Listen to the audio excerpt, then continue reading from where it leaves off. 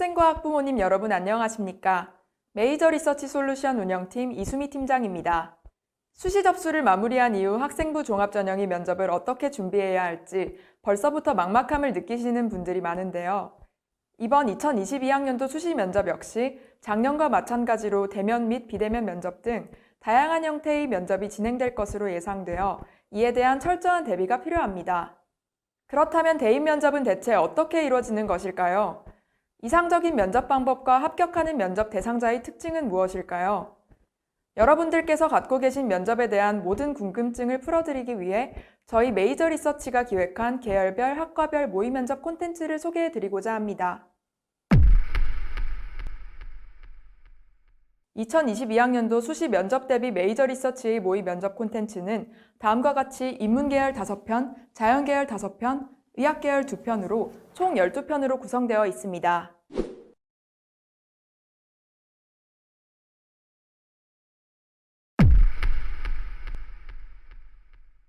모든 콘텐츠의 면접관 역할은 메이저 리서치 디렉터가 담당하며 면접자 역할은 전년도 입시를 메이저 리서치와 함께한 일반 대학생들이 담당합니다.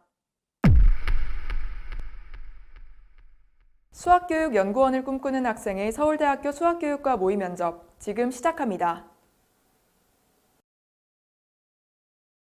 지원자는 수학이라는 학문의 본질이 무엇이라고 생각하나요? 요즘은 주입식 교육으로 일컬어지는 기존의 수학교수법에 대항하여 수학의 실용성 탐구가 주목을 받고 있습니다. 허나 그 흐름이 너무 과해져 수학을 어떠한 기술을 보조하기 위한 실용적인 학문으로만 간주하려 하는 현상이 문제가 된다고 생각합니다. 수학은 개념을 배우고 문제를 해결하는 과정, 이 모두가 논리의 집약체입니다. 주어진 조건에서 원하는 답을 구하기 위해 조건을 철저히 분석하고 또 수학적 개념과 정리 중 어떠한 도구를 활용할 수 있을지 다양하게 논증을 시도하고 그중 가장 합리적인 방법을 선택해서 정당한 과정을 거쳤는지 따져보는 과정, 이 모든 일련의 과정 자체에서도 의미를 찾는 것이 수학이라는 학문의 본질이자 교육자로서 제가 추구해 나가야 하는 본질이라고 생각합니다. 수학 동아리에서 사이클로이드 곡선에 관해 탐구했네요. 문제의식과 연관지어 해당 주제를 선정한 이유를 설명해 볼까요? 사이클로이드 곡선은 물체를 가장 빠르게 내려가도록 하는 최단 강하 곡선으로 유명합니다. 하지만 사이클로이드 곡선이 처음부터 최단 강하 곡선의 측면에서 연구된 것은 아닙니다. 최단 강하 곡선이라는 활용 가능성도 좋지만 저는 움직이는 원 위에 한 점에 의하여 생성되는 곡선이라는 사이클로이드의 정의를 바탕으로 수학자들이 어떻게 연구를 발전시켜 나가는지 알고 싶었고 사이클로이드 곡선의 길이를 구하는 방법을 차근차근 탐구해 나가고 싶었습니다. 좋습니다. 그러면 사이클로이드 곡선에 관해 탐구한 내용도 설명해 주세요. 교과서에서 배운 4개 변수로 나타낸 함수의 미분 개념을 적분까지 확장하여 공부한 이후 사이클로이드 곡선의 성질에 관해 탐구할 수 있었습니다. 원의 반지름을 r이라 했을 때 일주기가 8r이어서 곡선의 길이는 4r이었습니다. 그리고 어떤 지점에서 출발하든 바닥에 도착하는 시간이 똑같다는 것을 수학적으로 증명했습니다. 특히 폼보드를 통해 사이클로이드 곡선 형태를 만들어 이 등시곡선 성질을 눈으로 확인했습니다. 자기소개서에서 수학교육에서의 공학 도구 활용을 역설하고 있는데요. 혹시 이에 대해 개인적으로 탐구한 내용이 있으면 말해줄래요? 저는 대표적인 프로그램 지오지브라, 데스모스, 그리고 알지오메스로 각각 여러 함수의 그래프를 표현한 이후 각 도구의 장단점을 분석한 보고서를 작성하는 등 공학적 도구에 굉장히 많은 관심을 가져왔습니다. 그 중에서 지오지브라를 활용해 중3 2차 곡선 단원에 대해 직접 수업을 설계한 활동이 기억에 남습니다. 지오지브라의 조작법에서부터 시작해 2차 함수의 기본형, 다양한 평행이동 그래프를 그리는 법을 지도하면서 학생이 스스로 변수의 변화에 따라 그래프의 모양을 관찰할 수 있도록 했습니다. 여건상 수업 기회를 2번밖에 얻지 못해서 기존에 설계한 5번이라는 수업보다 상당히 축약해야 했지만 학생들은 수업에 굉장한 관심을 보였습니다. 지오지브라는 모바일 어플리케이션으로 많은 이들에게 접근성을 확보한 만큼 활용성이 높을 것이라고 생각합니다. 그래서 대학 진학 후에 공학적 도구를 수업에 활용했을 때의 결과를 꼭 더 연구해보고 싶습니다. 공학 도구에 대한 지원자의 관심은 잘 알겠는데요. 이 도구들을 이용해서 학습하다 보면 학습자가 도구에만 의존해서 혼자 사고하는 능력이 좀 떨어지지 않을까요? 말씀하신 대로 도구에만 의존하는 습관을 형성하여 사고력을 저해하는 것은 당연히 지양해야 합니다. 그래서 제가 설계한 수업에서도 먼저 손으로 그래프를 그려보게 한 이후 공학도구를 도입했습니다. 스스로 먼저 과제에 대한 답을 충분히 생각해본 이후 도구를 사용하는 것은 얼마든지 사용해도 무관할 것이라는 생각 때문이었습니다.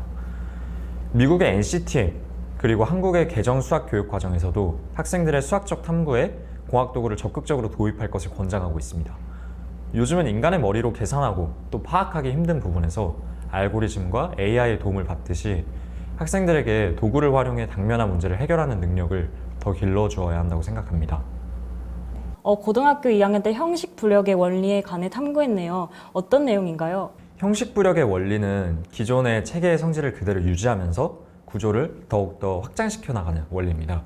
자연수에서 정수로, 정수에서 유리수로 등등 점점 수체계를 확장할 때 이러한 원리가 적용됩니다.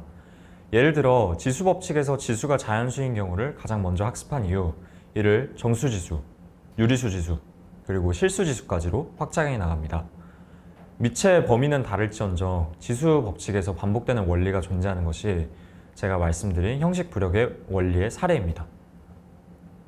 수학교사는 수학 교과 지식과 수학 교육론, 교육학 중 어디에 가장 초점을 맞춰야 한다고 생각하는지 말해주세요. 수학 교육론입니다. 수학 교육과에 진학 후 어떤 진로를 선택하냐 또는 개인의 선호도에 따라서 그 정도와 비율은 다르겠습니다만 수학 교육과의 일원으로서 모두에게 수학 교육론이 가장 중요하다고 생각합니다. 학창 시절보다 차원이 높은 수학을 탐구하는 수학 전공은 수리과학부에서도 배울 수 있고 교육학은 교육학과를 비롯한 모든 사범대에서 배울 수 있습니다. 하지만 많은 과목 중 수학을 어떻게 학생들에게 효과적으로 지도하며 수학 교육의 이론과 이를 실제로 적용했을 시 개선 방안을 학문적으로 탐색하는 연구는 수학 교육과만이 할 수 있기 때문입니다. 인상 깊은 책으로 문명, 수학의 피라모니를 꼽았네요. 이 책이 수학 교육 및 학교 현장과 특히 관련이 있다고 느낀 부분이 있을까요? 수학 교육과 직접적으로 연관성이 있다고 말하기는 어렵지만 책에서 민주주의 사회와 그 투표와 선출과 관련된 단원이 있었고 그중 콩도로스의 역설이 가장 기억에 남습니다.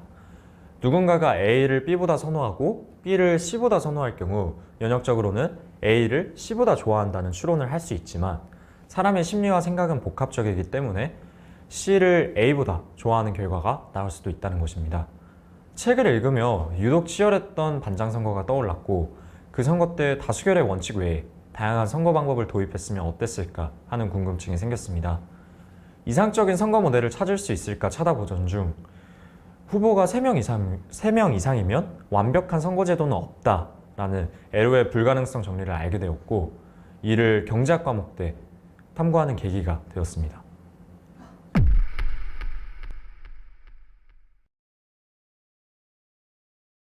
태도 관련 피드백 드리겠습니다. 이 지원자의 경우 면접 솔루션을 거친 지원자인데요. 이전에는 긴장을 하면 몸을 흔들거나 손동작이 산만한 부분이 있었습니다. 면접 솔루션을 통해 몸이 흔들릴 때 고정 자세를 유지하는 연습을 꾸준히 진행했고 그 결과 산만한 부분을 개선할 수 있었습니다. 이후에 여유가 되신다면 지원자처럼 적절한 제스처를 활용하여 답변 집중도를 높일 것을 추천드립니다. 답변 내용 중 매력 포인트에 대해 말씀드리겠습니다. 공학도구 활용에 관한 질문에 있어서 희망하는 과인 수학교육과 관련된 활동에 대해 본인의 경험을 잘 녹여냈고 꼬리 질문 또한 잘 대답했습니다. 또한 수학교사로서의 집중할 점에 대한 질문에서 답변을 명확하게 제시한 후 그에 대한 근거를 드러낸 점이 좋았습니다. 답변 내용 중 아쉬웠던 점에 대해서 말씀드리겠습니다.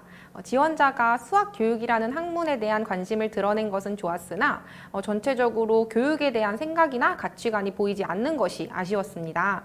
차라리 마지막 질문에서 민주주의 사회의 투표와 선출 부분을 교육 환경과 연결지어서 설명했으면 어땠을까 하는 아쉬움이 남았습니다. 메이저 리서치가 제작한 이번 면접 콘텐츠 잘 보셨나요? 대입, 짧은 면접에서 승부가 나는 만큼 철저한 대비가 있어야 합니다. 면접을 겪어본 사람과 면접을 겪어보지 않은 사람은 엄청난 차이를 보입니다. 메이저 리서치에서는 학생에게 최적화된 온오프라인 통합형 면접 솔루션을 운영하고 있습니다. 메이저 리서치와 함께 2022학년도 대입 면접을 준비하고 싶으신 학생 및 학부모님들께서는 카카오톡 메이저 리서치로 문의 주시기 바랍니다.